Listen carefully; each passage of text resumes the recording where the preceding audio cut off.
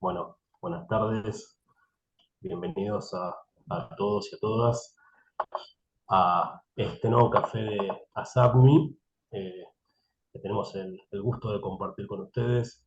Estamos conversando justo ahora antes de empezar, que es el café número 107, que en forma consecutiva sostiene ASAPMI. Esto implica, son 13 años de sostener esta actividad. Ustedes saben que ASAPMI es la Asociación Argentina de Prevención del Maltrato Infanto-Juvenil y, bueno, en el marco de ese nombre de los objetivos de la asociación, los cafés ocupan como un lugar privilegiado porque justamente nos reúne a integrantes de distintas disciplinas a reflexionar también a intercambiar, a veces incluso también a debatir respecto de los aspectos quizás más relevantes, a veces dilemáticos, por otros momentos difíciles, distintos aspectos y cuestiones involucradas en la prevención de las distintas modalidades de maltrato infantil-juvenil. En esta oportunidad nos reúne, digamos, justamente una particular cuestión que nos parece súper importante el poder compartir, y por eso convocamos también a especialistas que nos van a poder en algún punto ilustrar de su práctica y de sus desarrollos al respecto. Eh, Así que bueno, hoy nos acompañan los colegas, los profesionales, los compañeros de la asociación Basta Así, a quien ahora voy a presentar puntualmente, pero que recientemente han publicado esta obra aquí presente. Basta Así es una asociación, que ellos ahora nos van a comentar, y han publicado este libro que lleva justamente ese nombre, Basta Así, reflexiones sobre la problemática del abuso sexual contra las infancias, críticas y propuestas para el accionar judicial. Entonces, en ese contexto, hoy nuestro café se llama Cuando el abuso sexual contra las infancias ocurre en la escuela. Nada menos. Y entonces, para charlar y conversar al respecto, hoy nos van a acompañar Miriam Credidio. Miriam es psicóloga y bueno, ella es integrante de la Oficina de Asistencia a la Víctima y al Testigo del Ministerio Público Fiscal de la Ciudad Autónoma de Buenos Aires, vicepresidenta de Basta Así, diplomada en Violencia, Maltrato y Abuso Sexual contra la Infancia. También nos va a acompañar el doctor Mario Viale. Él es el secretario de la Fiscalía de Cámara en lo Penal Contravencional y de Faltas del Ministerio Público Fiscal de la Ciudad Autónoma de Buenos Aires, auxiliar fiscal de la Unidad Fiscal de Delitos, Contravencional y Faltas Específicas del Ministerio Público Fiscal, y actual presidente de la ONG Basta Así. Bueno, ahora, previo a darles la palabra, voy a recordar unas pautas generales de nuestro intercambio, que es mantenernos como estamos ahora, muteados para, bueno, desarrollar la actividad, digamos, ordenadamente, y aprovechar el chat para escribir las preguntas y los comentarios que vayan surgiendo, que después vamos a compartir e intercambiar. Así que, bueno, dicho esto, Miriam y Mario, los escuchamos.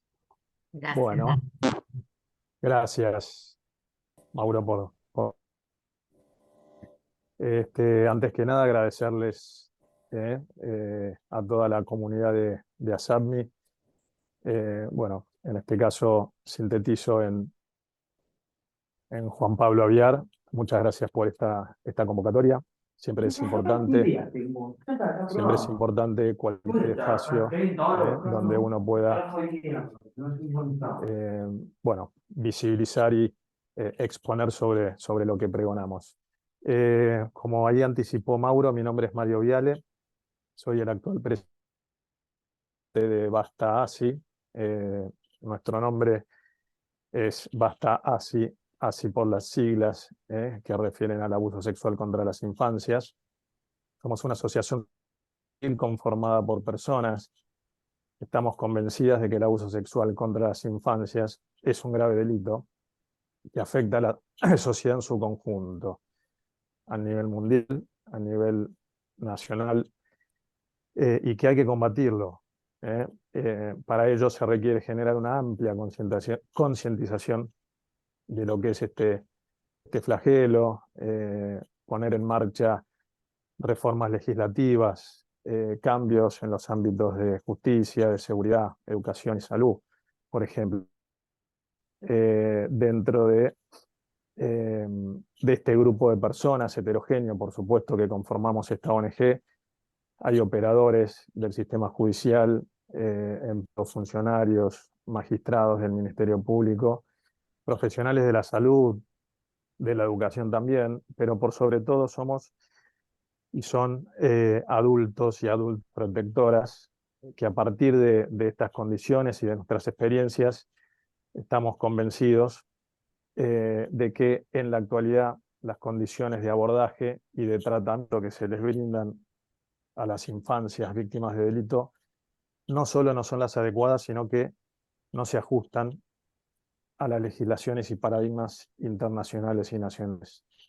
Por supuesto, a partir de estos incumplimientos, no solo atentan contra los derechos de las infancias, sino que a partir de ellos son altamente revictimizantes. Decidió a involucrarnos, a trabajar activamente en este proyecto de visibilización, prevención y sanción de estos hechos aberrantes. También apuntamos y pregonamos por la capacitación de los operadores, y las operadoras del sistema judicial, y una modificación, por supuesto, al actual sistema de acceso a la justicia por parte de las personas, estas infancias víctimas de delito, y el abordaje que se brinda, que se les otorga a las víctimas del abuso sexual. Bajo esta consigna propuesta por vuestra comunidad, por la SADMI, como adelantó Mauro, cuando el abuso sexual contra las infancias ocurre en la escuela, vamos a compartir conceptos y reflexiones sobre este flagelo que nos convoca, sin perjuicio de esta propuesta específica de la escuela como sitio de ocurrencia. Vamos a retrotraernos también a las nociones básicas de abuso, a sus graves consecuencias, la relevancia de su prevención, de su detección temprana y instalar el tema en la sociedad. De llevarnos a pensar, de instalar el tema y la reflexión, de que es un tema que nos atraviesa a lo ancho, ¿no? Transversalmente. Ya se ha dicho en el propio plan de acción de la Cumbre Mundial a favor de las infancias, causa que merezca más alta prioridad que la protección y el desarrollo del niño, de quien dependen la supervivencia, la estabilidad y el progreso de todas las naciones. En definitiva, de la supervivencia de la civilización humana. Tengo el agrado de acompañar hoy en esta exposición a Miriam Credidio, que ya ha sido presentada. Ella va a tratar todo lo que tiene que ver con, bueno, la definición del abuso sexual contra la infancia, sus preconceptos o falsas creencias, sus formas de prevención, detección y protección. En lo que a mí respecta, hablaré a continuación de ella sobre la normativa imperante, la normativa en la materia a nivel internacional, nacional, el deber de actuar de los docentes y de las docentes frente a la prevención y la detección de los casos de abuso, la importancia de la educación sexual integral como una herramienta preventiva. Vamos a comentar dos casos jurisprudenciales inherentes a la respuesta pasiva frente al rol de garante que tienen algunos docentes que debieron haber denunciado situación de abuso y no lo hicieron. Sin más, entonces, Miriam, te cedo entonces la palabra y ya retomaré yo a continuación. Muchas gracias. Bueno, buenas tardes a todas y todos. Me sumo al agradecimiento a SADMI a esta invitación. Y como dijo Mario, bueno, voy a comenzar definiendo qué se considera abuso sexual contra la infancia. Se considera abuso sexual contra niños, niñas y adolescentes a la acción de involucrar a un niño, niña o adolescente en actividades sexuales que no llega a comprender y a las cuales no está en condiciones de dar un consentimiento informado porque se encuentra evolutivamente inmaduro. Las situaciones de abuso pueden ocurrir en diferentes contextos. Estas pueden ser intra o extrafamiliares. Dentro de las extrafamiliares son dentro del contexto donde el niño se desarrolla. Por eso uno de los contextos puede ser cuando ocurre en la escuela, como así también en actividades extraescolares como deportivas y demás. Lo que sí rara vez se da por un desconocido. En general es gente que está cercana al niño y ha logrado obtener su confianza. Estas acciones pueden ir de diferentes maneras, pueden ir desde tocamientos hasta exhibiciones de las partes genitales, masturbación delante de niñas, niños y adolescentes, hasta llegar a una violación. Siempre son prácticas sexuales que están impuestas por un adulto, independientemente de la forma en que se realice esta coerción. Siempre se va a basar en el abuso de poder a través de la intimidación, las amenazas, a veces de la fuerza física, el maltrato, y también con el mantenimiento de este secreto para que esto se pueda perpetuar en el tiempo. El abuso produce efectos traumáticos que pueden aparecer a corto y largo plazo. Y estos que decía a largo plazo pueden llegar a ser duraderos en el desarrollo de la vida de la persona y se puede manifestar a través de miedos, angustias. La persona no puede llegar a desarrollar la totalidad de sus potencialidades. Y es un fuerte impacto porque esto se hace en un momento donde el niño, niña o adolescente, está conformando su psiquismo, está conformando su personalidad. Y es una manera de meterse en su infancia, no dejándolos vivir esa infancia que deberían vivir. Y existen muchos preconceptos o falsas creencias en relación a esta temática que es importante que para poderla abordar los podamos desterrar. Como por ejemplo que el abuso se da únicamente en las clases sociales bajas. Esto es algo que no es así porque no tiene que ver con un nivel sociocultural, sino tiene que ver con el momento en que ese niño se encuentra en una situación de vulnerabilidad y es tomado por el abusador, que solo las niñas son abusadas, tanto niñas como varones pueden serlo, si bien es mayor estadísticamente el porcentaje de niñas, pero los varones no están exentos. Que los abusadores son únicamente hombres. Acá también es real que el mayor porcentaje son hombres, pero las mujeres también pueden ser abusadoras. Que los casos se dan en menor porcentaje. Cuando uno escucha alguna noticia, el común de la gente por ahí suele decir que no es algo que pase habitualmente y pasa mucho más de lo que sabemos y se denuncia mucho menos de lo que conocemos y mucho menos se condena aún. Que los niños, niñas y adolescentes mienten o fantasean al momento de relatar un abuso. Un niño no puede mentir en una situación que desconoce absolutamente. Un niño no tiene los conocimientos para dar detalles de actos sexuales que no conoce. Acá podemos decir que los niños mienten en algunas oportunidades, pueden mentir, pero pueden mentir con cuestiones conocidas, con cuestiones donde van a recibir un castigo si dicen que fueron ellos quienes hicieron algo que no debían hacer o rompieron algo que se les rompió. Ahí pueden acusar a otra persona, decir que fue un hermano, un amigo, pero son esas mentiras cotidianas que tienen que ver con la cotidianidad. No pueden mentir en estas temáticas. Que los abusadores son enfermos psiquiátricos también es algo que circula como un falso preconcepto.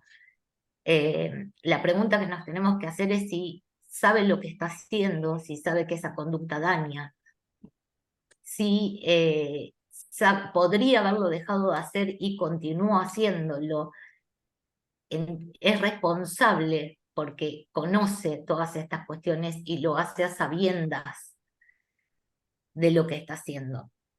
Estas falsas creencias son importantes de desterrar, como les decía al principio, porque nos alejan de la realidad y no enfocamos donde debemos enfocar. Y nos pareció importante abordar con la temática de la escuela 4 ejes, que son la prevención, la detección, la protección, visibilización, concientización y empatía, que los uno, ¿no? Sin tener una concientización y una visibilización de realmente lo que es este tipo de delito, no vamos a tener la empatía necesaria para poder abordarlo. La prevención es toda acción que impide la aparición del problema y la disminución de las consecuencias negativas. Prevenir supone reducir los factores de riesgo y aumentar los factores de protección.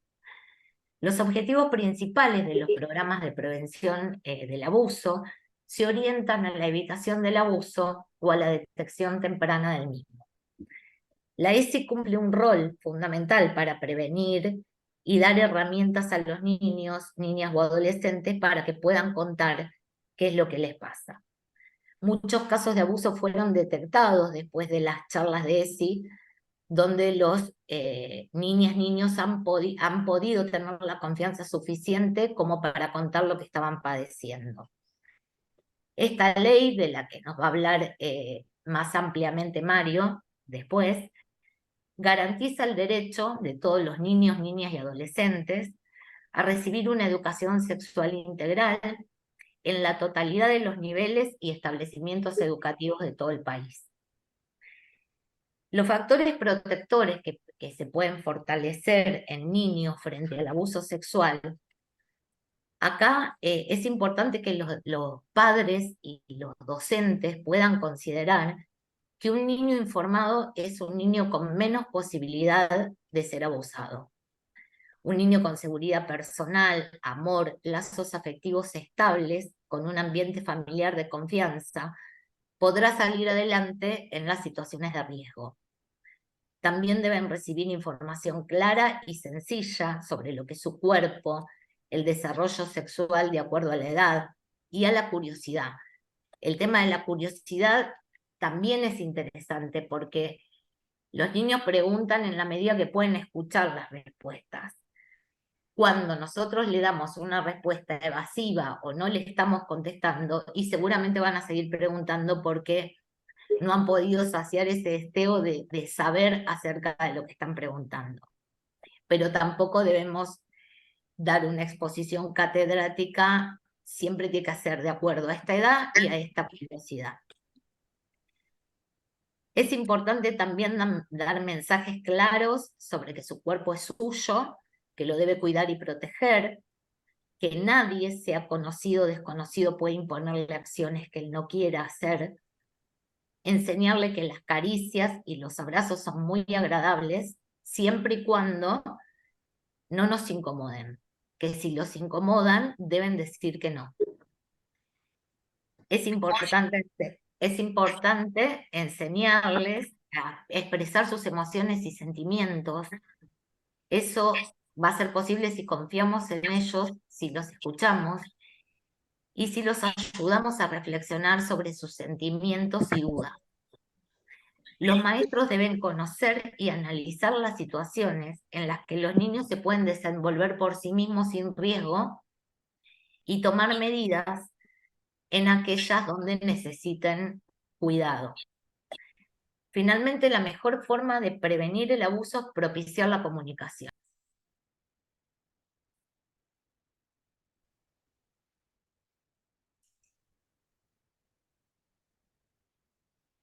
Bueno, gracias Miriam. Entiendo que continúa Mario, ¿verdad? Creo, Mauro, que se muteó. Miriam, no es que había terminado la exposición. Ah, ok. A ver. Puede haber pasado quizás Juan Pablo, porque Ahí despedimos está. aprovecho un segundo, les pido a todos y a todas como que se mantengan muteados, esto favorece la comunicación, el intercambio, y bueno, en esa entró también la muteada de Miriam. Te seguimos escuchando, Miriam. Bueno, decía que cuando llegamos a las detecciones, porque lamentablemente ya una situación ocurrió, y ahí es importante que para poder detectarlo, los docentes que están en un contacto directo con los niños y niñas conozcan cuáles son los indicadores que puede estar presentando un niño, niña o adolescente a la hora de estar siendo abusados. Dentro de estos indicadores están los altamente específicos y los específicos asociados. Dentro de los altamente específicos hay lesiones en zona genital y anal, sangrado por vagina o ano, infecciones genitales o de transmisión sexual que no han sido detectadas al momento del nacimiento y embarazos. Dentro de los psicológicos es fundamental el relato del niño, las conductas hipersexualizadas y autoeróticas no esperables para la edad, la coerción sexual hacia otros niños. Y dentro de los específicos asociados podemos encontrar la pérdida del control de esfínteres, como enuresis y encopresis, volverse a hacer pis y caca luego de haber controlado, manifestaciones en público de conductas erotizadas, exhibicionismo de genitales, trastornos psicosomáticos. Es importante también ver los cambios en las conductas de los chicos. Por eso es importante el docente que los ve todos los días, porque va a observar cambios. Y de repente una persona que era extravertida pasa a ser sumisa, introvertida. Ese tipo de cambios hay que prestar atención. Miedos, terrores nocturnos, a la oscuridad, desconocidos, trastornos en el sueño, pesadillas. Preocupación puede ser o la preocupación excesiva por la higiene y el cuidado, como viceversa el abandono de hábitos y descuidos. Volver a etapas regresivas, conductas regresivas, descenso del rendimiento escolar, abandono de los deportes, pérdida de ilusiones, desinterés, conflictos con la autoridad, baja autoestima, episodios o ataques semejantes a brotes, depresión, angustia, rebelión o enojo, temores inexplicables frente a personas o situaciones, problemas con las figuras de autoridad, quejas somáticas, sobreadaptación a veces, síntoma de apariencia psicopatológica. En los adolescentes podemos observar promiscuidad, coerción sexual hacia otros niños, delincuencia, drogadicción, conductas agresivas, intentos de suicidio, excesiva inhibición sexual, anorexia, bulimia u obesidad.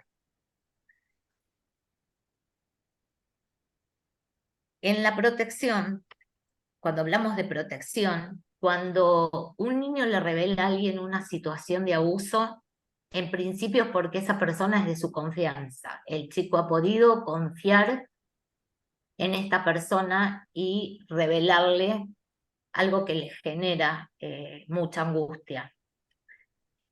Lo más importante es poder escuchar qué es lo que el niño, niña o adolescente relata, no mostrarnos lo más tranquilos posibles, dado que si ellos ven que nos ponen mal, seguramente se pueden retraer y dejar el tema ahí, no contar más nada.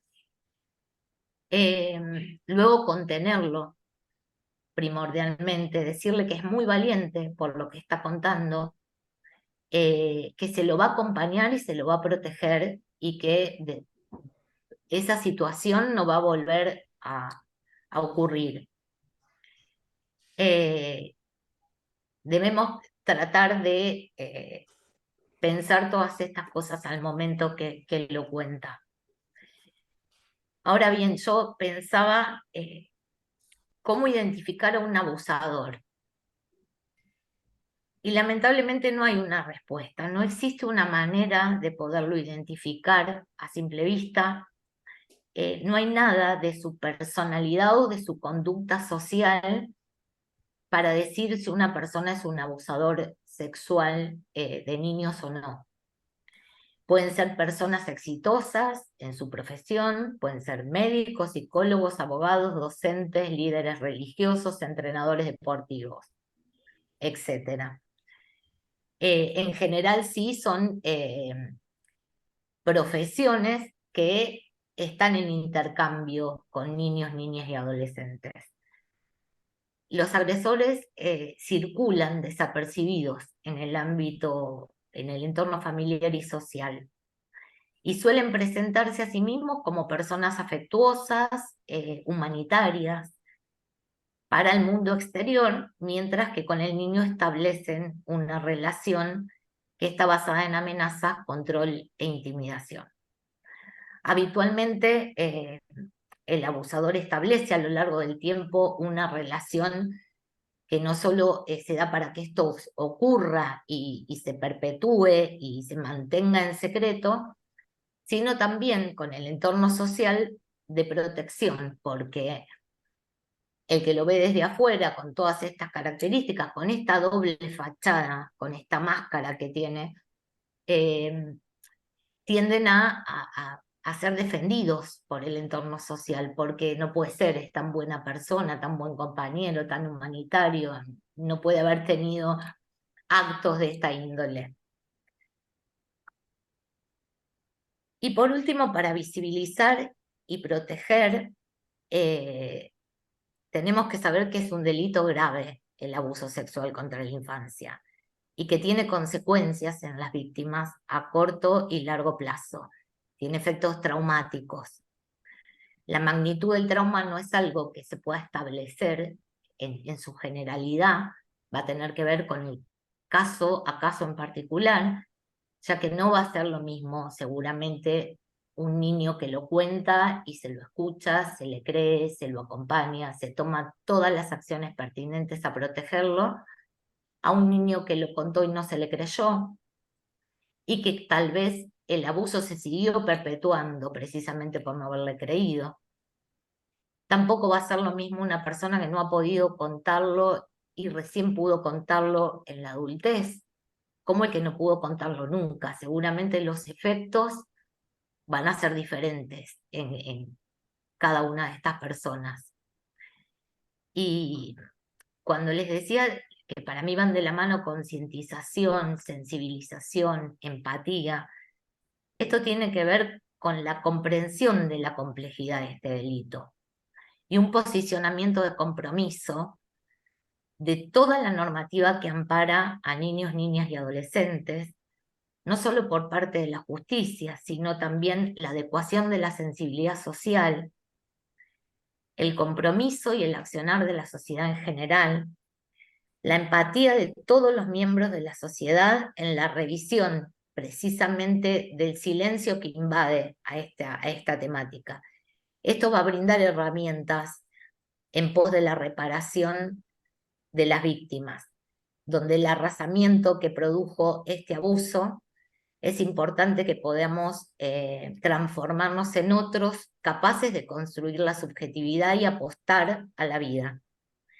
La ciencia con la investigación constante, el compromiso social, la justicia, la escuela, deberán estar a la altura de la indignidad que convoca este delito. Y es responsabilidad de todos, de todas nosotros, como adultos protectores, familia, maestros, médicos, etcétera, defender y hacer valer estos derechos. Es una deuda que tenemos con los niños, niñas y adolescentes y todos aquellos adultos que hayan sufrido este delito en la niñez.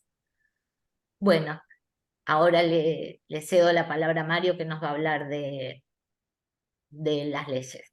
Gracias.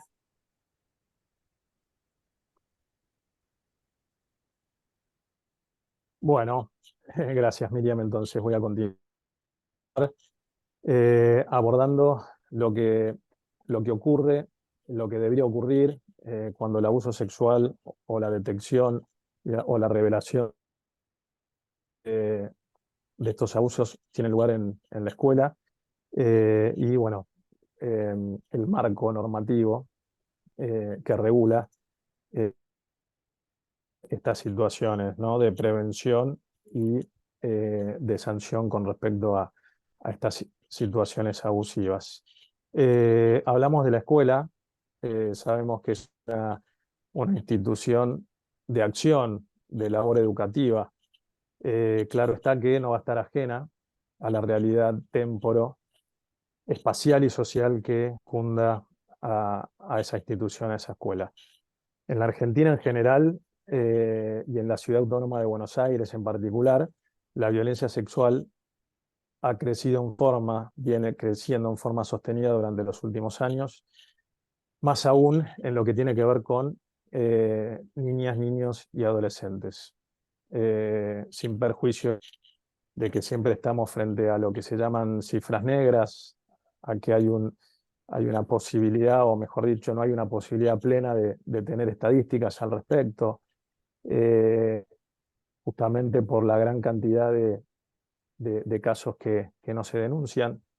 Debemos hacer una autocrítica de por qué estos casos no se denuncian, porque tenemos una sociedad que estigmatiza, porque tenemos un poder judicial que no está a la altura, porque somos, o por lo menos hasta ahora, no dan las respuestas necesarias a las víctimas primarias, a la revictimación secundarias, e incluso también, bueno, de alguna manera también garantiza la impunidad no solo de los autores, sino de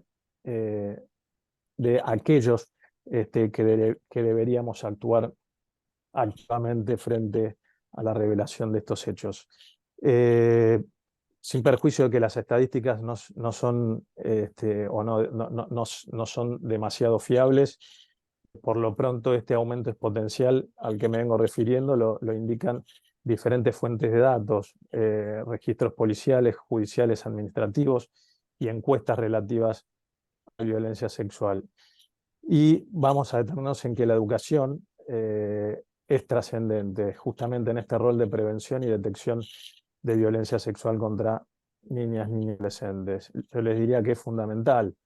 El Estado está obligado a adoptar distintos tipos de medidas, medidas legislativas, medidas judiciales, administrativas, sociales, por supuesto, educativas, justamente para proteger los derechos de las infancias.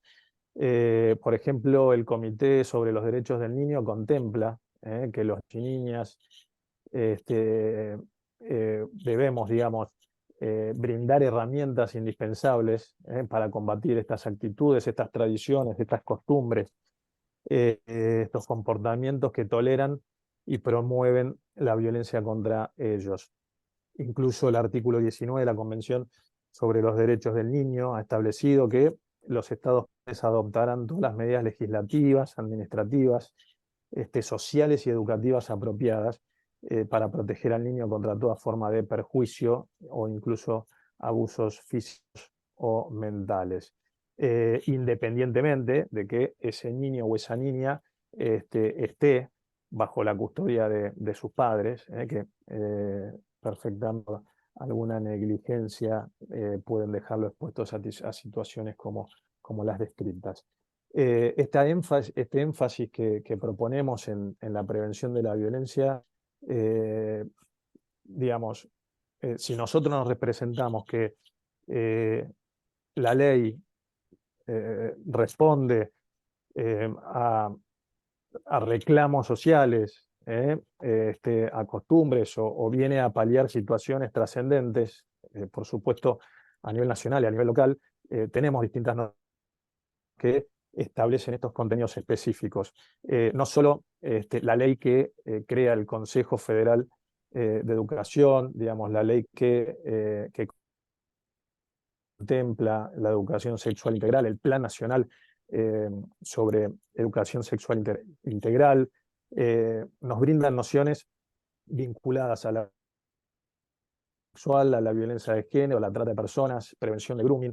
La Ciudad de Buenos Aires cuenta con una ley específica de educación sexual integral. Existe además un protocolo provincial en provincia de Buenos Aires destinado a prevención, detección y abordaje del abuso sexual hacia niños. A pesar de la importancia, de la trascendencia, porque si tenemos tantas leyes, tantos protocolos, tanta normativa que apunta a ello, a pesar de todo ello, vemos que en términos generales no se aplica en todos sus ámbitos. A pesar, repito, de esta centralidad en la prevención, evidentemente por motivos o por razones o por prioridades que consideran superiores, podemos decir que la educación sexual integral no se aplica en su totalidad. La ley, la 26150, establece que todos los educandos, como dijo Miriam, tienen derecho a recibir educación sexual integral en todos los establecimientos educativos públicos, independientemente si son de gestión estatal o privada, en todas las jurisdicciones, nacional, provincial y de la Ciudad Autónoma de Buenos Aires, y a nivel municipal. Justamente este programa propone incorporar la educación sexual integral dentro de las propuestas educativas, asegurando, como también dijo Miriam, una transmisión de conocimientos pertinentes, precisos, confiables, actualizados, adaptados a la cronología, a la evolución biológica de cada uno de ese niño, esa niña o adolescente. Esto debe ser garantizado obligatoriamente por todas las jurisdicciones educativas. Amén de que el propio Programa Nacional de Educación Sexual Integral responde a esta necesidad imperante, insisto, no se cumple en su totalidad. Enfoca, miren, digamos, incorporemos el concepto de incorporar una educación sexual desde una perspectiva integral, que contemple los aspectos que ya mencionamos, biológicos, psicológicos, sociales, culturales, que brinda nociones de género, que incorpora conceptos de minorías, que iguala, que nos impone conceptos de respeto hacia la diversidad. De esta manera, todas las infancias, o en algún momento todas las infancias, las adolescentes, en algún momento tendrán que tomar alguna decisión crucial con respecto a una situación sexual y eventualmente reproductiva, y sin embargo, investigaciones revelan que la mayoría de los y las adolescentes carecen de estos conocimientos necesarios para tomar decisiones de manera responsables. ¿Y qué pasa cuando ocurre eso? Se vuelven vulnerables a la coacción, a situaciones abusivas y no deseadas. En esto hay que ser claros, concisos, sacarnos el velo, sacarnos pruritos. La educación sexual integral permite a los y a los jóvenes protegerlos, promover su salud, su bienestar, su dignidad. Ofrecen herramientas necesarias en esta materia, en esta palestra de adquirir conocimientos, actitudes y habilidades. Como dije, estarán basadas en los derechos del y la protagonista y, por supuesto, incluyendo perspectivas de género. Estos programas ayudan a prepararse, ayudan a esas infancias, a esos adolescentes a prepararse para la vida, estimula su pensamiento crítico, la comunicación clara, la toma de decisiones responsables, a llevar a cabo comportamientos respetuosos y empáticos. En definitiva, los faculta a conocer, a exigir y a proteger sus derechos. Hay datos esenciales sobre la educación sexual integral. No conduce, desterremos esta falsa creencia, este falso concepto que la educación sexual integral conduce a una actividad sexual precoz o a un comportamiento sexual de mayor riesgo. Todo lo contrario, reducen los comportamientos de riesgo.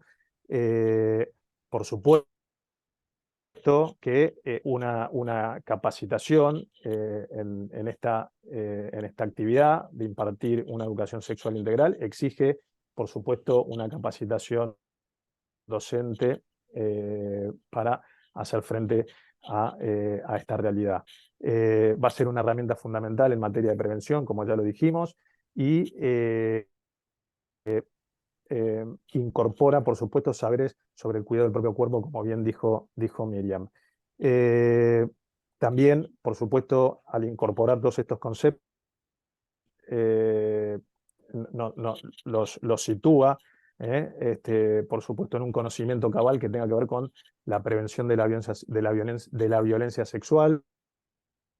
El movimiento Amnistía Internacional analizó bueno, la normativa, la necesidad de una educación sexual integral, y concluye que es fundamental justamente para que los niños, niñas y adolescentes sepan diferenciar los vínculos afectivos de aquellos que son abusivos, identificar situaciones de violencia, conocer su cuerpo y los límites de uno mismo. Incluso UNICEF señala que la demanda de niños, niñas y adolescentes de la educación sexual integral en las escuelas es cada vez más notoria. A pesar de todo esto, nosotros seguimos sin tener una aplicación uniforme y total.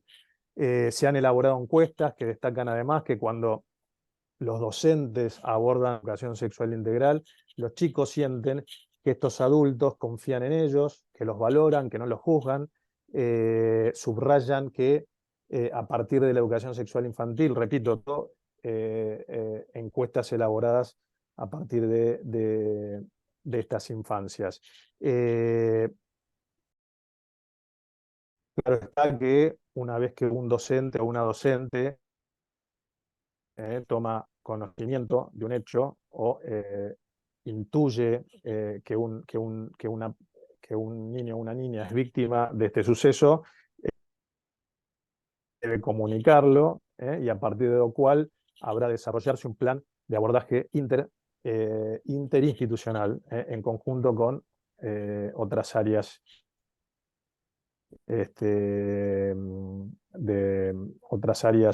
como ser intervenciones interdisciplinarias con salud, educación, desarrollo social y eventualmente la fiscalía que esté interviniendo en el caso.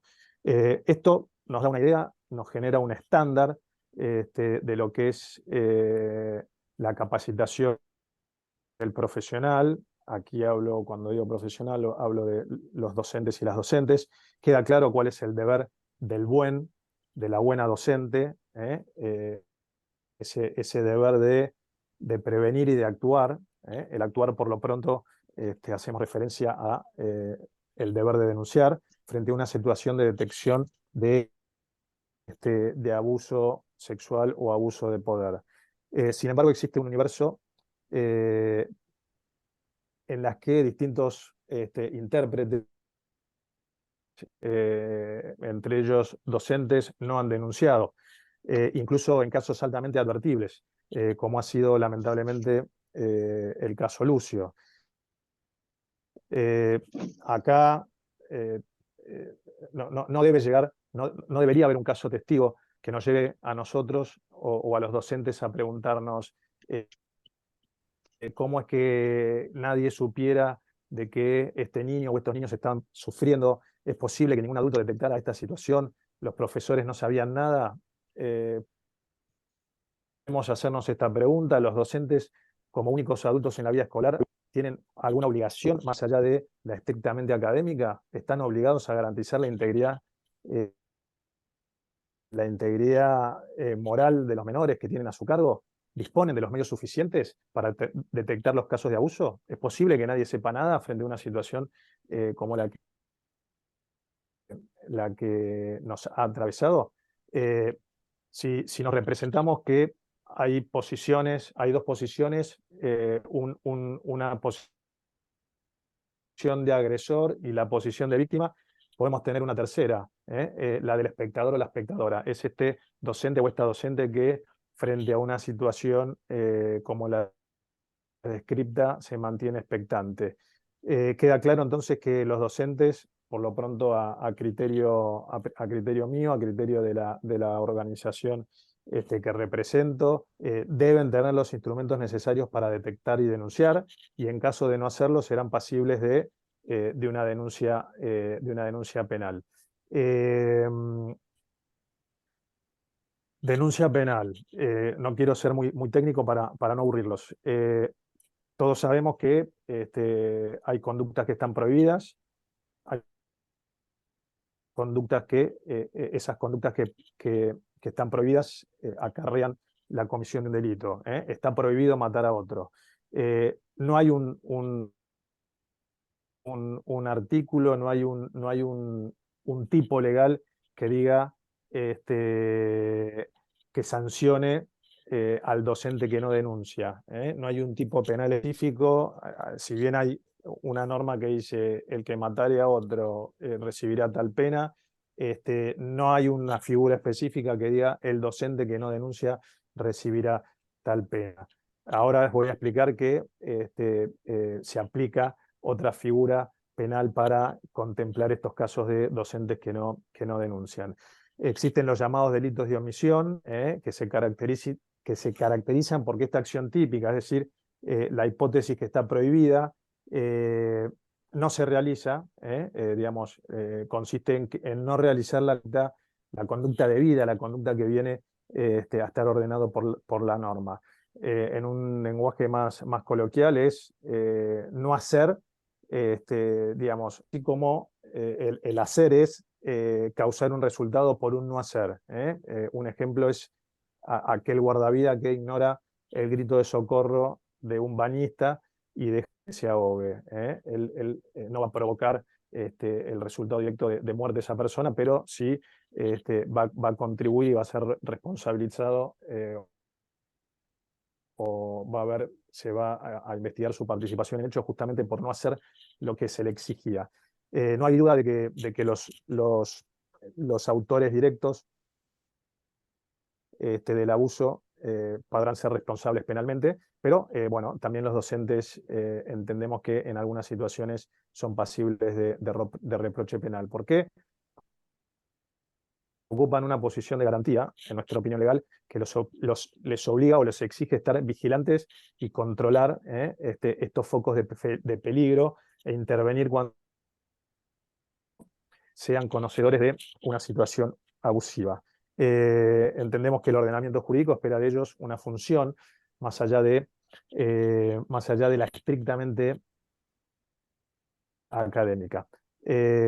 ¿Por qué? Por el momento empleé recién un término potencial al decir de que podría podría esto colocarlos en una posición de responsabilidad penal. Porque el derecho es dinámico, porque les dije que no hay una figura que específicamente sancione al docente que no denuncie. Sin embargo,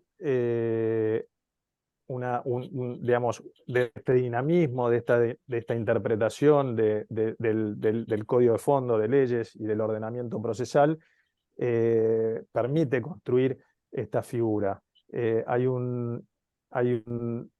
La Ley de Protección Integral de los Derechos de Niños, Niñas y Adolescentes, la Ley 26.061, en sus artículos 9 y 30, impone, o entendemos que de ahí nace la imposición, el deber al docente de denunciar cualquier situación abusiva que detecte.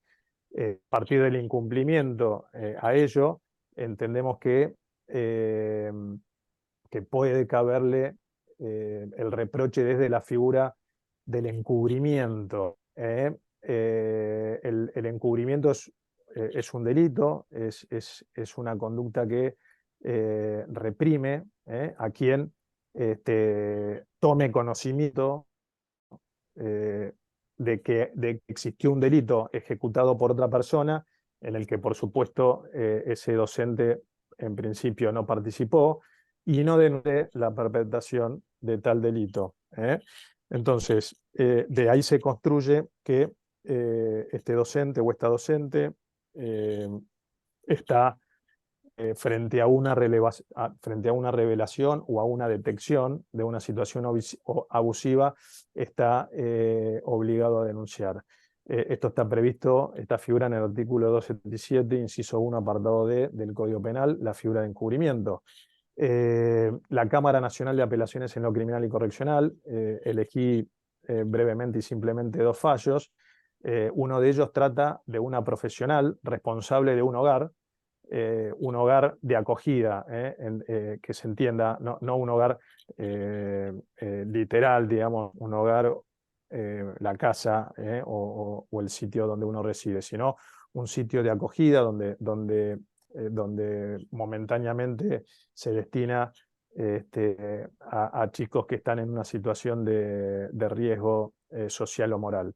Esta profesional actuante en este hogar de acogida tomó conocimiento de que una niña había sido abusada y no lo denunció. En esa instancia, en primera instancia, se dictó su procesamiento por considerarla autora del delito de encubrimiento. La defensa apeló la decisión con el fundamento de que ella era una persona que al no ser funcionaria pública, al no revelar la calidad de funcionaria pública, no estaba o no le cabía la obligación de denunciar.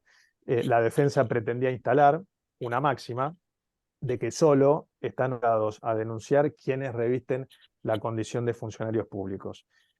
Sin embargo, no tuvo favorable recepción estos argumentos defensistas. Este tribunal de alzada, en su decisión que ratifica el procesamiento de esta persona, incorpora conceptos productos de esta evolución que por suerte en algunos casos están acompañando estos conceptos que también reclamamos de paradigmas sobre niñez. La pretensión de quitar el universo, dice la resolución, a los sujetos activos, ¿no? A que únicamente los sujetos activos de denunciar fuesen los funcionarios públicos, supone una abstracción, ¿no es cierto?, de otras normas y principios de nuestra legislación que, por supuesto, de acuerdo también a los lineamientos de la Corte Suprema de Justicia de la Nación, penden a abrir o agrandar el paraguas que contemplen o que contengan los derechos de víctimas, ¿no? Entre ellos niñas y adolescentes. Incluso dice la resolución que limitar el delito únicamente a magistrados y funcionarios de alguna manera no reconoce la facultad de denunciar únicamente a la órbita de los magistrados y funcionarios. Con lo que dice acá pretende dejar en trascendencia que el acto de denunciar es de naturaleza general. Los ordenamientos procesales actuales dicen que cualquier persona puede interponer una denuncia ante un derecho que está vulnerado. Entonces, circunscribir la posibilidad de denunciar frente a un magistrado o a un funcionario atenta justamente contra políticas criminales actuales que están encaminadas a ampliar, por supuesto, todo lo que tiene que ver con la tutela de las víctimas. Todavía falta evolucionar en este sentido, pero valga, por supuesto, o por lo pronto, por el momento, destacar resoluciones que, aunque escaso, a nuestro modo de ver, acompañan todas estos conceptos que pregonamos.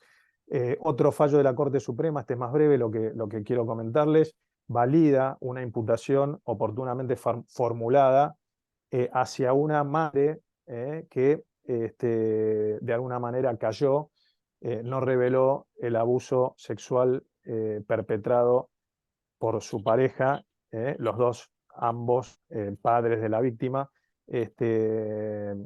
validó la investigación en contra de esta madre. Entonces, lo que pretendemos reflejar es que si se convalidó una investigación, una imputación contra una madre, lo propio pueda o debe ocurrir con respecto a un docente. Este caso tiene cierta relatividad, sin perjuicio de que valida la investigación y la imputación, deja abierta la posibilidad que, por cuestiones de género, de violencia doméstica, a las que también estaba sometida esta mujer, deja abierta la posibilidad que esa situación de vulnerabilidad y de dependencia, riesgo físico que representaba ese conflicto, opere como una suerte de exclusión o de ausencia de dolo, pero por lo pronto no la excluye del vamos, digamos, ¿no? En principio, sienta la base de que esa madre debía haber denunciado sucedido. Por supuesto que no desconocemos.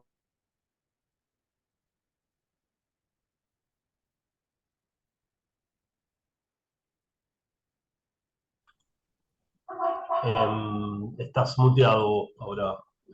¿Puedes desmutearte, Mario? Ahí estoy, no sé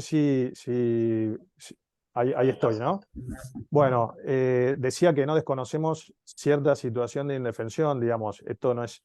eh, eh, eh, somos plenamente conscientes de que hay un universo de docentes, de buenos y buenas docentes, por ponerles un calificativo, que hacen lo que hay que hacer, y hay otro tanto que lo hace.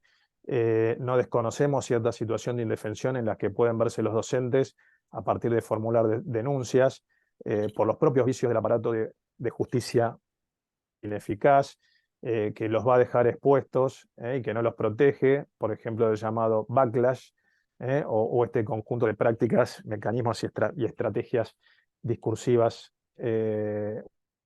utilizadas en este contramovimiento, que incluso puede llegar a la vía de derecho. Este backlash está muy explicado, muy bien explicado, o este desgaste hacia los docentes está muy bien explicado en el artículo que aprovecho para recomendarlo, Backlash o desgaste profesional, el pretendido síndrome de alienación parental, publicado por la coautora y los coautores María Cassinari, Jorge Rómulo Massini y nuestro convocante Juan Pablo María Aviar. Aprovecho para recomendarlo. Obviamente el docente puede estar expuesto a este tipo de represalias, a este tipo de contramovimiento que está muy en boga y muy promocionado por gente que busca la impunidad de estos hechos. Su multiplicidad de estrategias y mecanismos son múltiples, por supuesto. Lo que queremos, bueno, sabemos que pueden estar expuestos a situaciones abusivas, agravios, injurias, denuncias infundadas, difamaciones, cuestionamientos incluso de sus propios colegas o de su entorno laboral. La recomendación es que esto, que no decaigan, que insistan, que no se dejen vencer por estas cuestiones. Por supuesto que las recomendaciones, bueno, tiene ahí explicadas en el artículo que mencioné, es ser profesional en todo lo que se haga, frente a una situación de abuso, mantener estos altos niveles que hay que tener para abordar problemáticas de esta índole, mantener registros escritos de los casos, donde conste lo dicho, eso va a ser siempre lo que eventualmente los defienda, reflejar la realidad de los hechos, no decir ni escribir lo que no se pueda probar o eventualmente usar el modo potencial. El docente o la docente que atraviese esta situación no estará sola, puede haber pasado o pueden haber pasado por los mismos otros colegas, buscar apoyo en ellos, etcétera.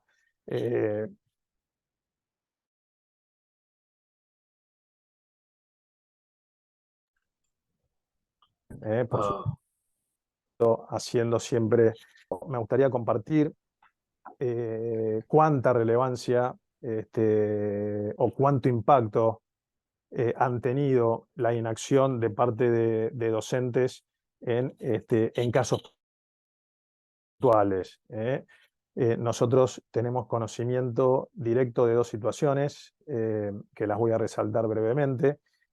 Una adolescente que vamos a llamarla C, sufrió un ataque sexual en su adolescencia. Ella tuvo manifestaciones hasta que lo pudo verbalizar,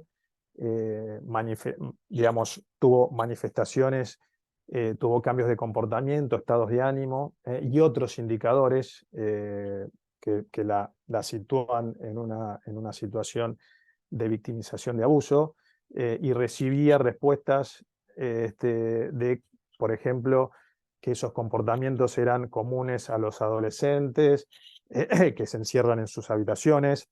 Recibió respuestas como es cosa de la edad, quedarse despierto hasta tarde, que los cambios de humor y la susceptibilidad eran propios de ese rango etario. Esta adolescente, por supuesto, está sufriendo los estados ulteriores, el trauma.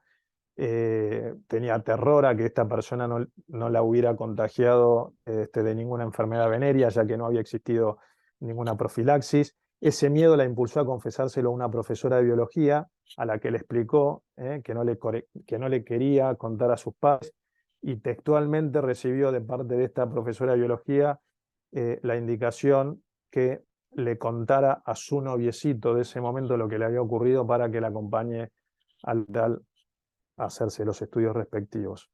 Más de 20 años después, esta víctima, esta sobreviviente de abuso, insiste en que el rol docente, en este caso dice que fue una escuela privada, es fundamental, que los docentes deben ser capacitados para estas cuestiones. No puede ser que esa profesora de biología a la que acudió no haya hecho la denuncia. Cuestionó y cuestiona a las instituciones educativas, tanto privadas como públicas, en que no realicen las denuncias respectivas. Otra experiencia traumática, en este caso una madre protectora, su niña a edad temprana fue abusado por el padre, que era a su vez su expareja. Durante el proceso judicial, el jardín de infantes al que asistía tomó conocimiento de esta situación, y sin embargo, en carne propia, esta adulta protectora padeció la doble cara de los educadores y los docentes. Por ejemplo, teniendo o haciéndole concesiones al abusador, compraron su discurso y hasta llegaron a aceptar dádivas, regalos que esta persona les hacía a las y los maestros. Incluso la directora de este jardín de infantes, funcional con el abusador, llegó, por supuesto, a ser convocada, propuesta como testigo en el proceso penal, iniciado un proceso penal que lo declaró responsable, que lo condenó por autor del delito. Sin embargo, asistió como testigo del imputado a ese proceso judicial, desentendiéndose de las situaciones que estaba viviendo su hija. Esta directora, incluso en alguna oportunidad, también lo dejó entrever, ingresar a la institución al agresor mientras su hija estaba en clase, y a pesar de que existía una restricción perimetral vigente. Ello no terminó ahí. Cuando la niña debía iniciar el ciclo primario, las nuevas autoridades, al verla retraída, profundizaron sobre esa cuestión. Esta adulta protectora contó a qué obedecía ese retraimiento que estaba teniendo la niña, y luego de dos entrevistas, cuando surgió esta problemática, le respondieron sin más que no sería admitida el año próximo, y que la etiquetaron con este concepto, que ellos solo aceptaban a chicos normales y siendo el abuso sexual lo que había transitado la niña, no podían acceder a otorgarle la vacante. Con respecto, por último, con respecto a estas respuestas que no son las adecuadas frente a casos de abuso, vuelvo a reiterar que hay un universo de docentes que aprovecho para destacar esta noble, loable y comprometida vocación y profesión. Esto no impide que denunciemos estos comportamientos. También han llegado a nosotros conocimiento en primera persona que personal de establecimientos educativos, frente al avance de una denuncia penal, han modificado las instalaciones de las escuelas, las disposiciones, alterado la disposición de las aulas o de los lugares comunes. Esto, claro, con el propósito de que con posterioridad y ante el avance de la investigación y eventuales inspecciones o reconstrucciones del hecho, la nueva realidad, la nueva distribución física no se codiga con aquella descripción que hizo la víctima en su momento. Y, por supuesto, debilitar la credibilidad de la víctima cuando justamente su versión no se va a condecir con la modificación posterior. Ello, claro está, facilitado, por supuesto, con un ejercicio de acción lento y a destiempo por parte de la justicia. Otros episodios que también aprovechamos para compartir, que tiene que ver con los sindicatos que nuclean a los trabajadores de la educación, en numerosas oportunidades, cuando un docente o una docente es denunciada, realizan marchas, escraches, incluso hasta huelgas en favor de reclamos por aquel o aquella docente denunciado, bajo un falso argumento de que se trata de una denuncia infundada. Esto maquilla un pretendido ataque contra un cuerpo docente que no es tal.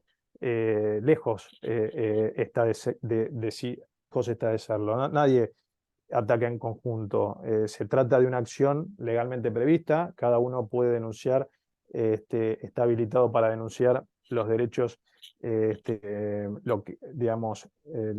afectación que cree que ha padecido, la afectación de su derecho. Efectuar una denuncia es un mecanismo legal, está interpuesta por alguien que tiene que hacerlo y por los canales previstos, contra una persona, que en este caso es docente, por un acto particular. Por lo tanto, entendemos que está fuera de lugar y de depósito cualquier reacción en masa o corporativa por parte de los sindicatos. De adverso, por ejemplo, no hemos visto a otros sindicatos actuar de la misma manera. Cuando se trata de otras profesiones, por ejemplo, los profesionales del arte de curar los médicos. En definitiva, esto no es un ataque contra la docencia, sino resaltar estas situaciones.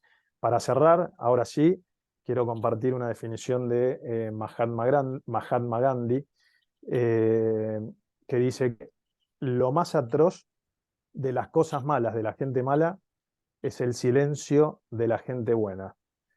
Los adultos, sencillamente por una cuestión de experiencia y de edad, estamos obligados a garantizar que nuestros pequeños y nuestras pequeñas se dediquen a eso, a ser pequeños, libres de todo tipo de violencia. Muchas gracias.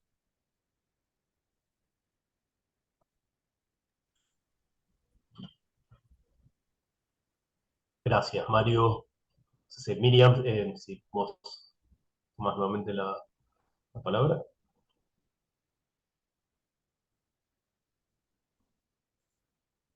Estás ¿Cómo? muteada en este momento. Sí, ahí No, estoy. te preguntaba si vos retomabas con alguna cuestión que desearas agregar o pasamos al No, no, intercambio. no. Ahí terminamos. Buenísimo, buenísimo. Bueno, muchas gracias entonces a los dos. Un poco como comentaba Mario, en el libro también participaron como coautores algunos integrantes de ASAPMI, como él decía, bueno, el doctor Juan Pablo Villar, doctor Jorge Massini, la magister María Casinari, que nos acompaña también acá, desde toda su experiencia, así que bueno, lo van a poder encontrar. El libro, tengo entendido que se agotó la primera edición, así que pues, estaremos a la espera de que salga nuevamente, pero se consigue también en formato digital, ¿verdad? Está disponible para quienes quieran tenerlo, y vamos a tener en algo novedoso, no solemos tanto hacer, pero por generosidad de Bastasio vamos a tener unos ejemplares para después de algún modo compartir o distribuir entre los participantes. Vamos a ver cómo lo gestionamos. Ahí lo está mostrando también Mario, porque claro, porque tiene como una doble portada. Exacto. Convalidando lo dicho por vos, les vamos a hacer llegar ahí a la sede de ASAMNI 2 ejemplares para el destino que quieren darlo. No sé si sortearlo o contribuir a vuestra biblioteca. Bueno, muchísimas gracias.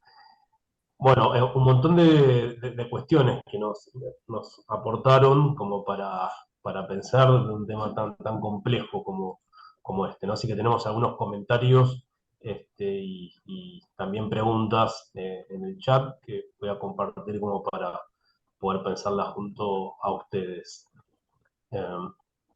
Tenemos acá Jorge Levín, que es un colega psicólogo que nos acompaña también como socio de ASAPMI. Él dice, quiero comentar que la comorbilidad entre ASI e intento de suicidio y suicidio consumado y autolesiones es muy alta.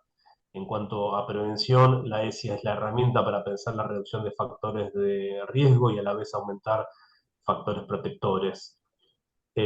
Dice Jorge, entiendo que la ESI es en sí misma un factor protector de la salud, en tanto constituye una herramienta conceptual tanto para docentes como para la población infanto-juvenil, pero a la vez para las familias también. Bueno, Jorge es un especialista en el tema, ¿no? Que le hemos dedicado también un café con su participación al respecto. Luego Dina Chávez agrega, no, perdón, aquí Fernanda Nantón agrega, sobre lo referido por el compañero, estimo que se refería al comentario de Jorge, dice la importancia del trabajo interdisciplinario e interinstitucional del ámbito de la educación y la salud, el principio de corresponsabilidad para garantizar la protección de los derechos de los niñas y adolescentes con los que nos vinculamos. Yo quería acá agregar, después hay otro comentario de Lucas Díaz, que después a continuación voy a darle especial lugar, pero a estas dos cuestiones, ¿no? Porque aparece, digamos, la escuela como ámbito privilegiado de protección a partir de la ESI como política pública, ¿no? Que sabemos estos tan buenos resultados vienen dando, y estos otros principios, ¿no? de la protección. Pero a su vez, bueno, tenemos el título de este café, ¿no? Que es cuando el ASI o el abuso contra las infancias ocurre en la escuela, ¿no? ¿Cómo pensamos entonces un poco esta complejidad que coexiste allí, ¿verdad? ¿Cómo se encuentran o qué podemos pensar también una vez que se devela en la institución, ¿no? Una vez que Miriam comentaba distintos momentos, distintas fases de intervención, cada una con distintos tiempos, ¿no? Y distintos efectos. Bueno, ¿qué ocurre una vez que se devela en el espacio en donde por excelencia se lo piensa para la protección, ¿no? Digamos que en su experiencia, digamos, que nos pueden comentar respecto a, bueno, cómo se continúa, ¿no? en el trabajo, en la escuela. Yo creo que se continúa tomando todas las acciones que se debe tomar para proteger a ese niño, niña y adolescente, realizar la denuncia, actuar con todos los protocolos que tiene la escuela. Lamentablemente sabemos de muchos casos que no se actúa de esta manera, pero cómo se debería actuar siempre es protegiendo al niño, niña y adolescente. Por eso yo decía un poco esto de la máscara del abusador, ¿no? Que no es fácil de detectar. No es alguien que va con un cartel que dice abusador.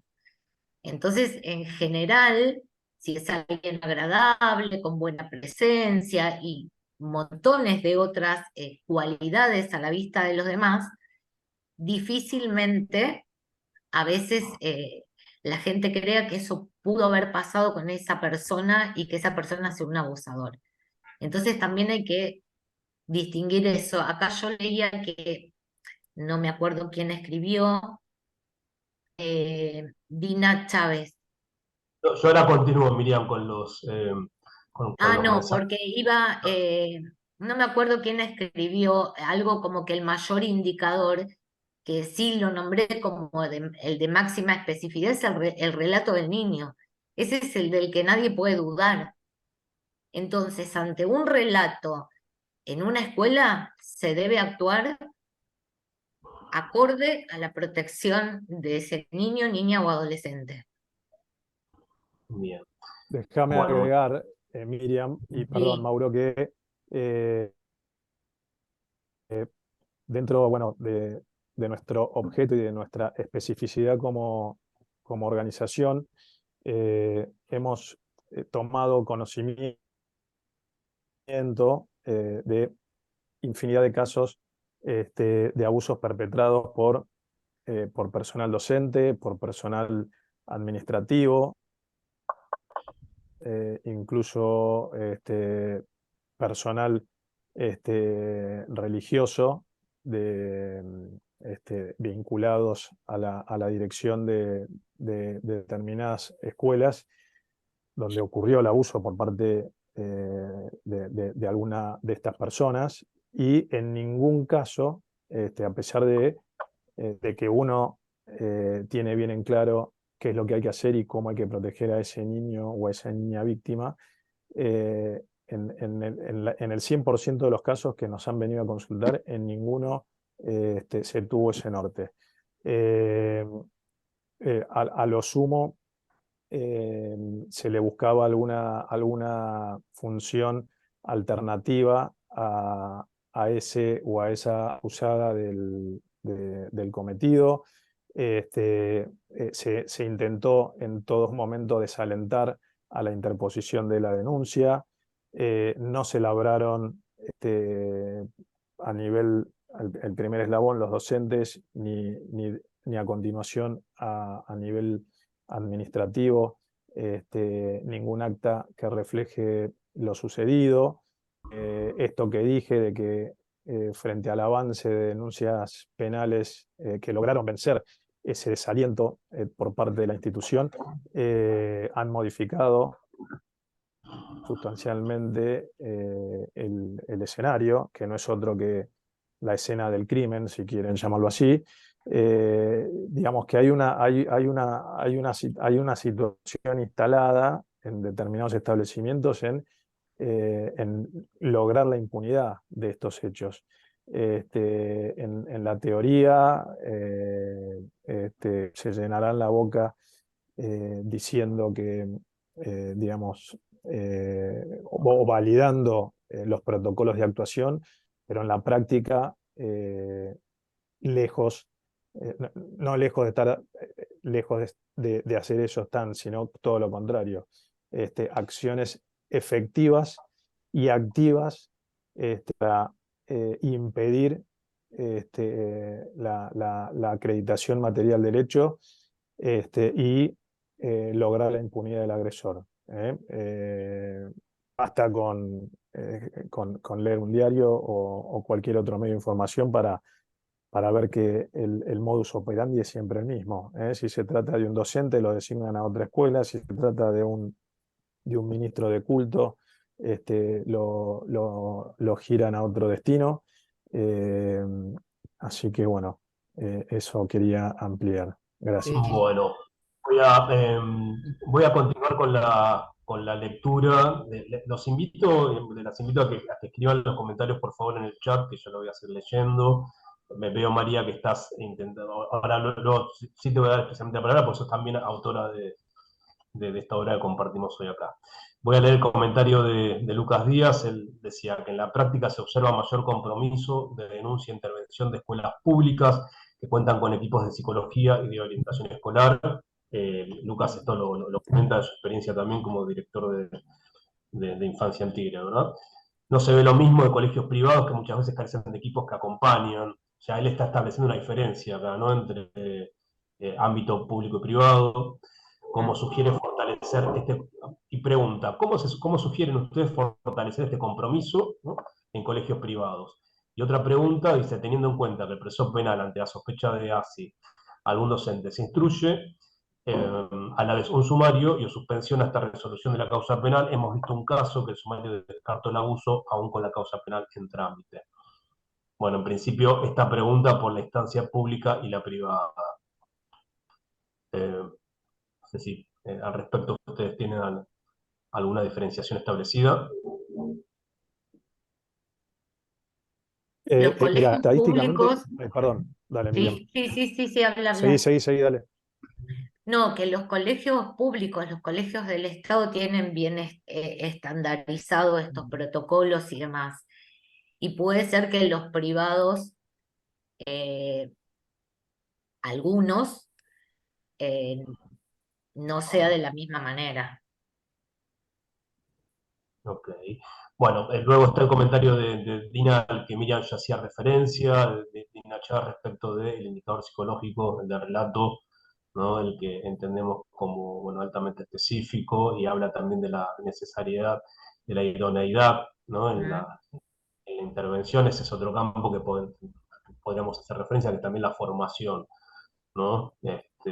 Sí, además, perdón, el tema de los indicadores, que tienen razón porque por ahí no lo dije, se evalúan dentro de un contexto y de hecho a la aparición de alguno de esos indicadores puede tener que ver con otras cuestiones. Uno cuando se evalúa es real que tiene que ser un profesional idóneo que pueda evaluar el contexto en general y si esos indicadores remiten, por ejemplo, que un chico vuelva a hacerse pis encima, no necesariamente es porque está sufriendo un abuso sexual, puede estar atravesando otras cuestiones en su vida que hagan este retroceso.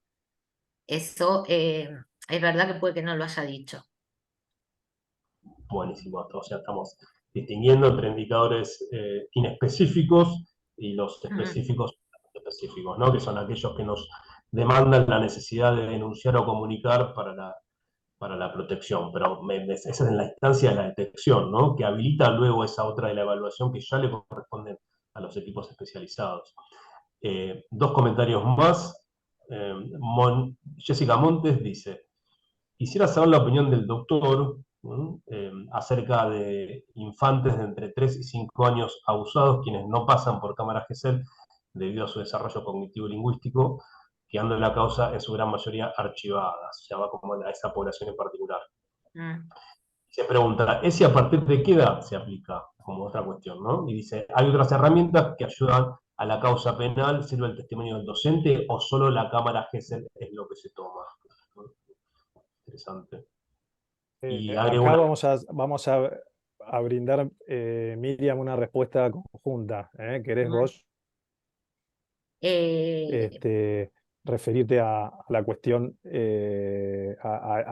digamos, a la cuestión evolutiva, o mejor dicho, esa falta de evolución entre los 3 y 5 La años ESI para es poder en ser todos preciso los niveles, verbalmente? la ESI es en todos los niveles y todo es de acuerdo al momento evolutivo. No a todos los niños, niñas se les va a explicar de la misma manera, tiene que ver con edades, con esto que decía un poco de las curiosidades, qué es lo que preguntan, qué es lo que se les responde, tiene que ver con el momento. Esto que dice respecto de la cámara Gesell, que no han podido ir a cámara Gesell, yo por lo menos conozco casos que han ido con estas edades y no es únicamente lo que se evalúa es el discurso, también se evalúa el juego, se evalúan otras cosas. De todas maneras, aún no yendo a una cámara Gesell, porque podría considerarse que no es bueno para ese niño o niña en ese momento, hay otras cosas que se pueden hacer, presentar psicodiagnósticos, el informe del terapeuta que atiende al niño. Hay otras cosas para presentar. El docente también creo que podría dar su testimonio, es muy válido si él recibió el relato o si él nota ciertos cambios de conducta. Déjame tomar No la sé si posta. queda A par- sí, respuesta. a partir de va a haber una, primero entendemos, voy a responder desde un prisma este, jurídico probatorio, eh, de lo que entiendo que debería ocurrir en un proceso como ese, que involucre a un niño o una niña entre 3 y 5 años, con dificultades propias, digamos, de su etapa evolutiva, que no pueda tener un discurso revelador. Los miembros, digamos, los operadores del sistema judicial o de justicia deberíamos tener este, capacitaciones en materia de infancias. No es, digamos, no se presenta un caso, digamos, la complejidad probatoria de un caso, de un delito de resultado o donde los partícipes son mayores de edad, las mismas medidas que eventualmente para niños o niñas de tan corta edad. Sin embargo, como bien dijo Mil, hay, digamos, operadores del sistema que insisten en llevar adelante una cámara GESEL con respecto a niñas de entre 3 y 5 años. Puede darse el caso de que arroje un resultado positivo. Nosotros igual sostenemos que es revictimizante, que debemos valernos de psicodiagnósticos, de la declaración de este docente, pero fundamentalmente creo que existen con la expectativa de que esa cámara GESEL dé un resultado negativo y sea un fundamento para archivar el caso, digamos.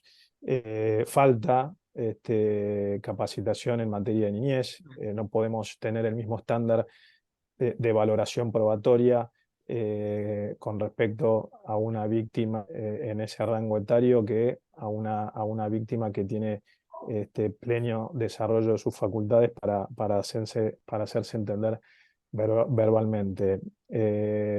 Se ha avanzado mucho en materia de género, pero deberían capacitarnos también en más Niñez. de infancia. Mi respuesta es en niñez. Mi respuesta es prescindir de esa cámara GESEL y valernos de el testimonio de todos aquellos que hayan participado en algún momento de esos momentos de revelaciones y de detección. La tarea investigativa no es fácil, pero eso no implica que no haya que esforzarse bueno, de acreditar ese hecho. No podemos ampararnos en esa situación, porque estaríamos facilitando la impunidad. Yo me acuerdo que tuve casos de víctimas de violencias sexuales. He sido testigo de cómo en aquella época revictimizábamos. Yo entré en el fuero antes de una gran reforma que ahora establece que las víctimas no pueden ser interrogadas directamente, sino a través de profesionales. En mi época yo le he tomado declaración testimonial a víctimas de abusos y con toda lógica y con nula capacitación en ese sentido. Así que, bueno, esto es una autocrítica. Justamente lo que proponemos desde Basta, una de las proposiciones que hacemos es la necesaria e impostergable capacitación a todos los operadores del sistema bueno, en prismas y en conceptos de niñez. Muchas gracias, Mario. Creo que eso enlaza a la cuestión de la corresponsabilidad, ¿no? Pensar también en este punto de lo penal, ¿no? Esto que decías, de todo aquel que ha tenido la posibilidad, en todo caso, de percibir, de advertir o de detectar, como que pudiera tener un nivel de colaboración también en esa instancia, vamos, ¿no? Para no centrar únicamente en la víctima. Eso es muy interesante esa propuesta. Leo un comentario más y luego pasamos a María. Alejandra Badel pregunta si el protocolo que se nombró, que funciona en Cava, si también tiene carácter de obligatoriedad en el sistema educativo a nivel nacional. No sé si usted tiene un conocimiento al respecto. Perdón, el protocolo de la aplicación digamos, la del ley protocolo de intervención. de...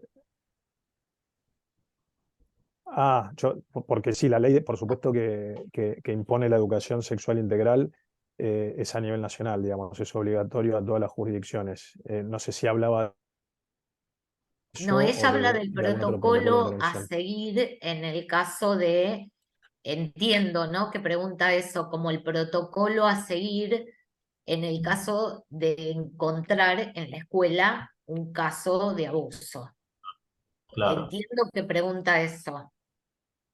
Es posible. Hay un protocolo que es una resolución conjunta del Ministerio de Educación de Cava con los derechos de niños, niñas y adolescentes, que es la autoridad de aplicación que rige el 2016 y establece, digamos, los pasos a seguir.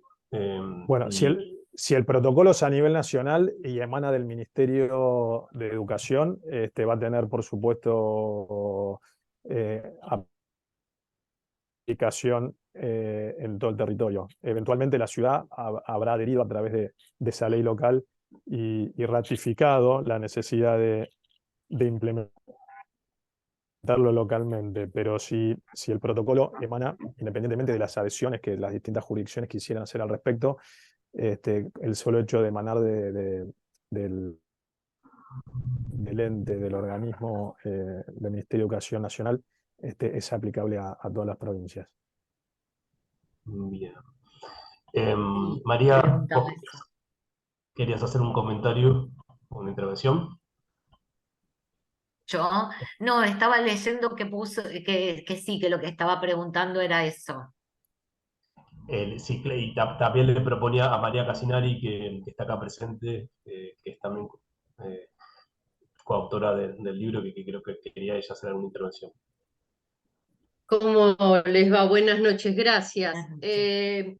Bueno, no solamente integrante de ASADMI, sino rectora de un colegio de nivel medio, por eso me ha interesado tanto la temática.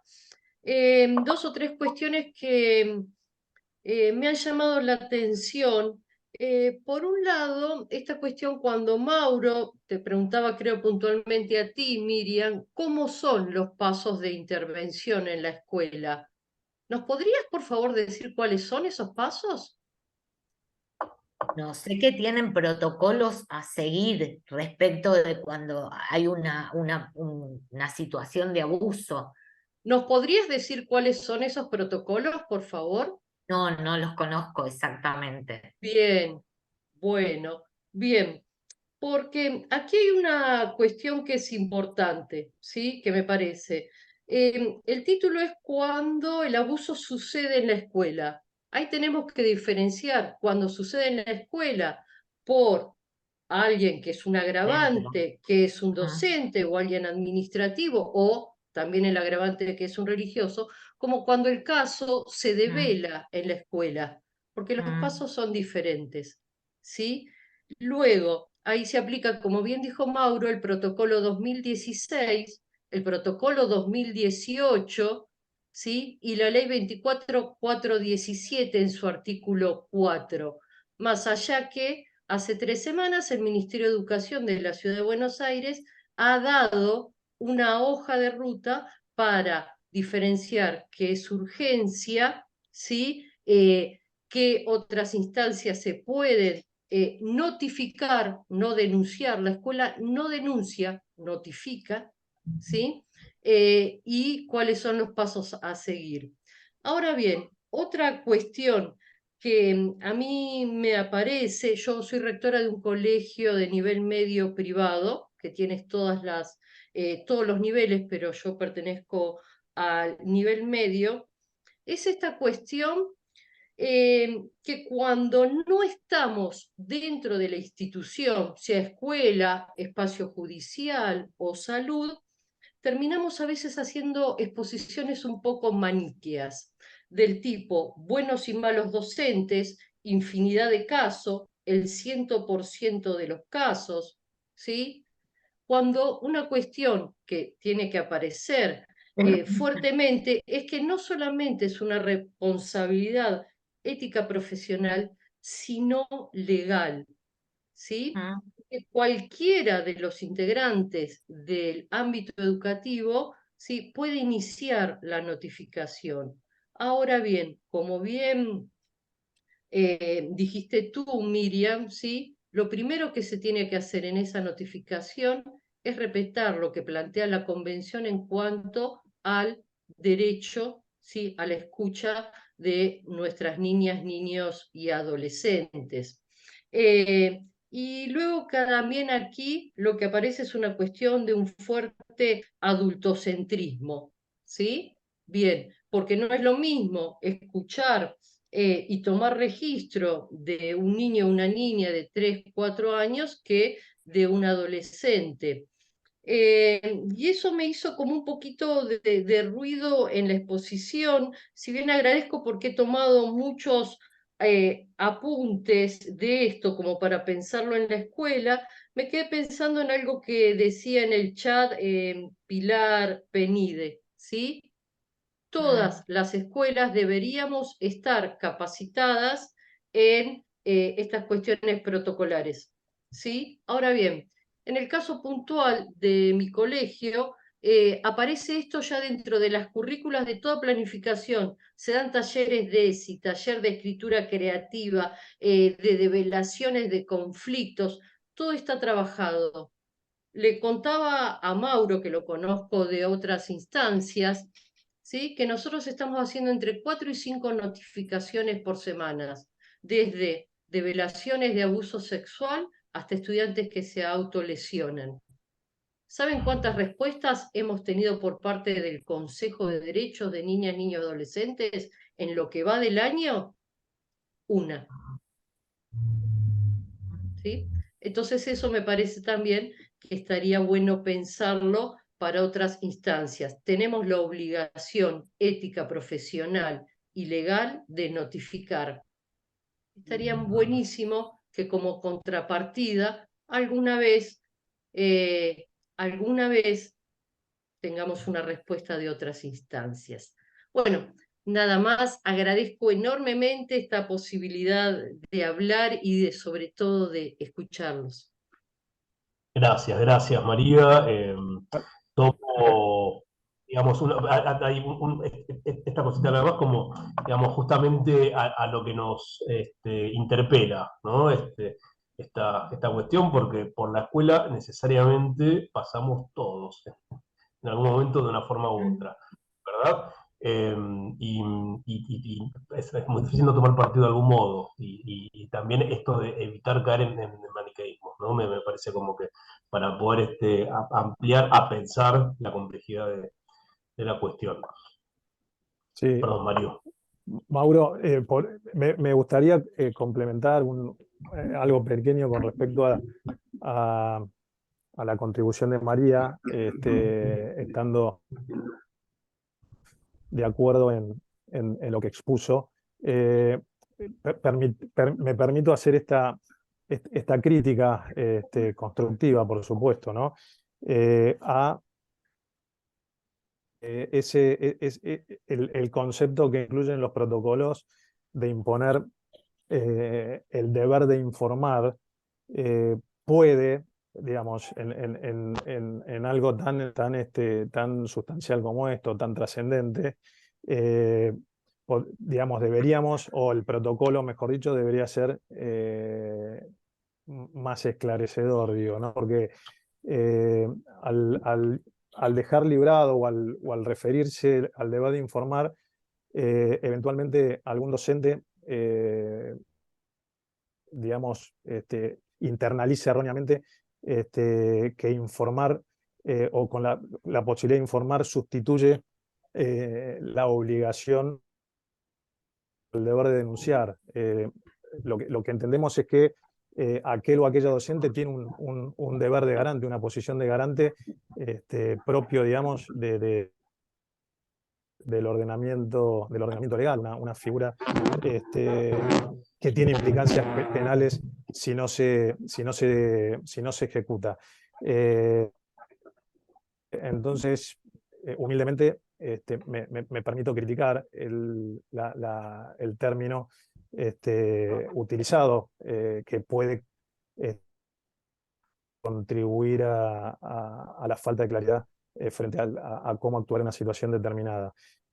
Para nosotros, digamos, esta posición del docente, independientemente de ese deber de informar protocolarmente, entendemos que, dada la posición de garante, debe realizar la denuncia. Quería complementar, María, tu aporte. Sí, Gracias. está ok. Yo estoy diciendo como dice la ley. Tenemos la obligación de notificar, por supuesto que sí, todas las instancias que tiene que ver con, bueno, con el posicionamiento que tenemos hacia las infancias o no. Ese creo que es la gran vara que divide qué se pasa o no en las escuelas, que tiene que ver con una gestión comprometida o no. No me estoy poniendo en la defensora de, ¿no? Pero sí, No, no, digo, no, y sobre hay todo que que ponerse en el hombro eso, sobre todo con una escuela, no vengo a ser defensora de la escuela, sobredemandada. Docentes que por tienen hasta 6 supuesto. trabajos para llegar a fin de mes, ¿sí? Y entonces uno le tiene que decir, bueno, y ahí está la gestión, y ahí estamos los docentes y el equipo de orientación, y están los amigos a los cuales a veces recurrimos, de los cuales estoy viendo algunas caras acá. No, por supuesto, y frente a alguna ambigüedad, siempre priorizar el interés superior de Así ese es. niño, esa niña o adolescente. Bueno, Juan Pablo, vos querías también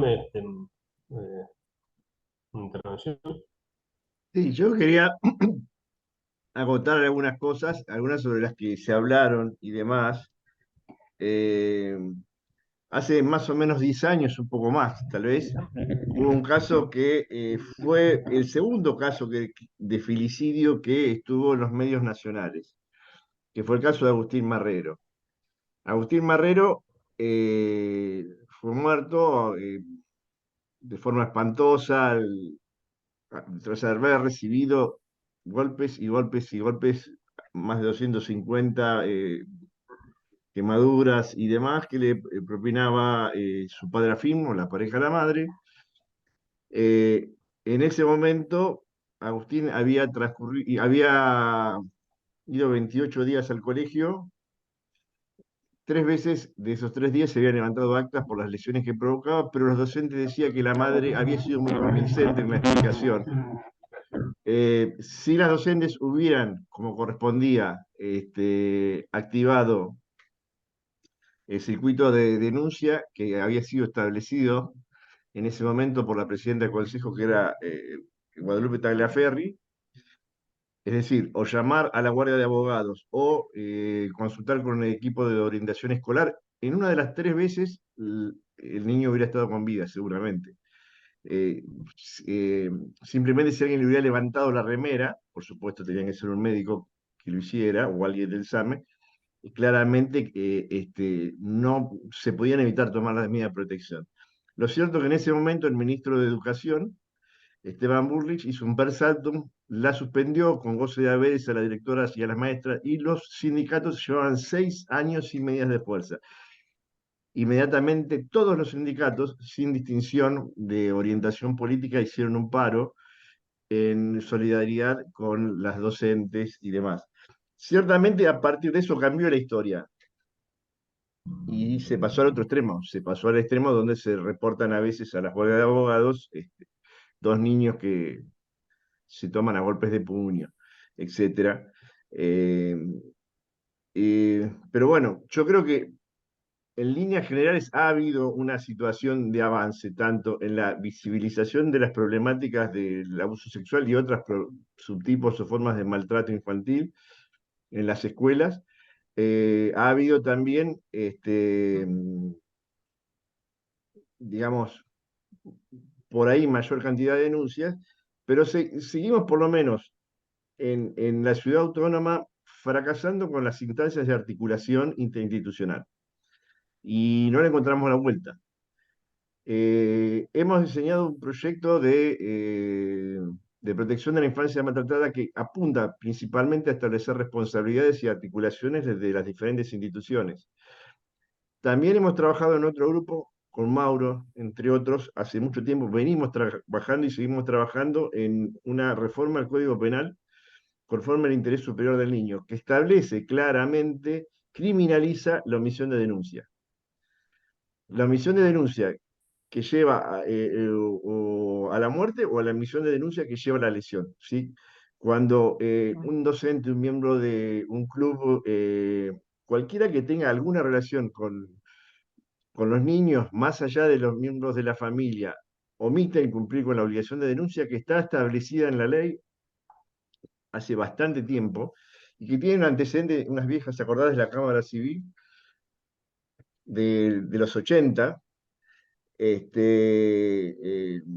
Bueno, la sanción tiene que ser muy severa porque así lo viene marcando la legislación internacional también. Más allá de responsabilidades civiles y de responsabilidades administrativas. Entonces, yo creo que, eh, insisto, por ahí es diferente la situación de Cava, la situación de la provincia, por supuesto muy diferente a la situación del conurbano, del interior de la provincia y del resto de las provincias, pero es necesario, estimamos, avanzar en legislación propia de la infancia maltratada para mejorar que esa legislación incluya, como incluye el proyecto de ley de protección de la infancia maltratada, en forma clara y expresa la inmunidad civil y penal del denunciante, no solamente el denunciante, sino el que va a tratar, el que va a seguir con el caso, sea de la institución educativa, de los organismos administrativos de protección de la infancia, incluso del mismo servicio de justicia, con la excepción de los casos de culpa grave o de mala fe. Eh, Eso va a dar más tranquilidad también, ¿sí? Y va a permitir algún tipo de protección, como también tomar medidas reales, puntuales y concretas ante las situaciones de backlash que se habló antes. Bueno, nada más, cosas para pensar, para mejorar. Sí, yo creo, de la misma manera que resaltaba Mario, que en muchos años atrás la declaración testimonial era ante una persona que por ahí no estaba capacitada y los niños se sentaban en una mesa, en una silla, con los pies colgando, ¿no? Y tenían que dar una declaración testimonial. Esto ya no pasa, hemos pasado por la Cámara GESEL, por ahí habría que pensar en otras formas de intervención en el proceso penal de niños, niñas, adolescentes diferentes, más diferenciadas por las edades. No es lo mismo. La Cámara GESEL sí estuvo pensada a partir de un caso de un adolescente. Por eso, con niños muy chiquititos, por ahí no sea la modalidad indicada. Y por ahí hay que repensar y proponer algunas cosas diferentes en relación a esto. Pero también es cierto que quedaron muy en el pasado otras eh, situaciones donde una directora o una supervisora incluso decía, no, este caso no lo vamos a denunciar porque el papá detenta determinado cargo político y vamos a tener problemas. Ya es difícil que esto pase, sí que hay situaciones de omisión de denuncia, sí que hay situaciones de desconocimiento, etcétera, pero de alguna manera el tema está introducido y bueno, hace falta reformas legislativas de todo orden nacional, de orden local, de orden de lo que hace al fuero penal, de lo que hace el procedimiento penal y también de lo que hace la intervención de los juzgados de familia y otros juzgados que tienen funciones proteccionales. Bueno, gracias Juan Pablo. Me parece que aportas de muchos ángulos distintos a la cuestión. Yo creo que el título lo podríamos también como repensar o, digamos, como volver a reformular, ¿no? No solo las infancias, sino también pluralizar las escuelas, ¿verdad? Porque vemos que es una complejidad y que hay múltiples aspectos que también pudiéramos tomar, digamos, por segmentos, porque tanto la cuestión de los protocolos, tanto la cuestión del develamiento, del acompañamiento, del trauma, de lo que se devela, qué nivel de expansión alcanza, digamos, ¿no? De las omisiones, o sea que tenemos muchas aristas que a veces quizás podemos correr el riesgo de reducir y la verdad es como que lo que necesitamos es ampliar la conversación y el debate. ¿Mm? Bueno, muchos comentarios, ya estamos en el tiempo de cierre, pero bueno, entre ellos van la felicitación y el agradecimiento a los expositores de los comentarios, los pedidos de mayor capacitación, de transmisión de los protocolos, ¿no? En esa capacitación como de poder también como en algún punto informar a los docentes y a las escuelas del correcto accionar. Bueno, muchos comentarios, en todo caso podemos compartirlos también con el chat con los expositores como para que puedan leerlos. Diferencias también con los protocolos, acá Lucas aporta algo puntual respecto a un protocolo de Provincia de Buenos Aires de prevención y detección frente a abusos que están teniendo vigencia para las escuelas y para los servicios de protección. Bueno, para cerrar entonces, y vamos a agradecer particularmente, ¿no? a Mario y a Miriam y bueno, ustedes. darles este espacio para que ustedes también Gracias a ustedes por el espacio. Gracias a ustedes por invitarnos. Bueno, entonces seguramente que es un tema que vamos a retomar, creo que Juan Pablo decía, creemos que es la primera vez en los 107 cafés que tomamos este escenario particular, ¿no? También del abordaje del abuso sexual y me parece que lo vamos a tener que replicar. En octubre vamos a estar abordando otro aspecto del tratamiento del maltrato infanto-juvenil vinculado a las competencias parentales y marentales. Así que ya difundiremos próximamente ese café y los vamos a esperar de nuevo acá para reunirnos. Bueno, gracias. Gracias a ustedes. Gracias. Buenas noches. Buenas noches. Buenas noches. Podemos cortar la grabación ya. Gracias, buenas noches. Gracias.